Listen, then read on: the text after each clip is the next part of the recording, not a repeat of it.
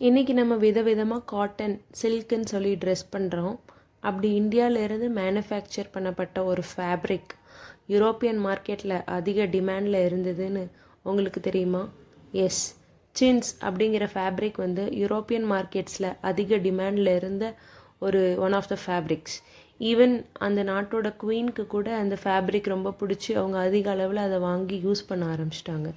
Since fabric அப்படிங்கிறது என்னென்னா, cotton material மேலே போடப்படுற அந்த ஃப்ளோரல் டிசைன். அந்த ஃப்ளோரல் டிசைன்ஸ் யூனிக்காகவும் அட்ராக்டிவாகவும் இருந்ததால் யூரோப்பியன் மார்க்கெட்ஸில் அது ரொம்ப டிமாண்டடாக போயிட்டு இருந்தது. ஸோ அந்த டிசைன்ஸ் எல்லாருக்கும் பிடிச்சி போய் மில்லியன்ஸ் ஆஃப் பீப்புள் அதை வாங்க ஆரம்பிச்சிட்டாங்க.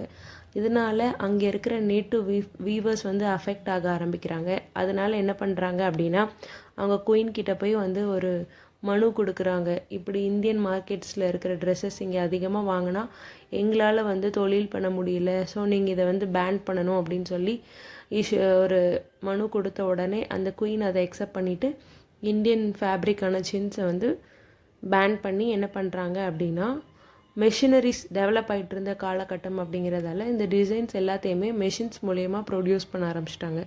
ஸோ தட் அவங்களுக்கு மேன் பவரும் குறையும், நிறைய மேனுஃபேக்சரிங்கும் பண்ண முடியும் அப்படிங்கிறதுனால. தேங்க்ஸ் ஃபார் வாட்சிங். Please like, share and subscribe to my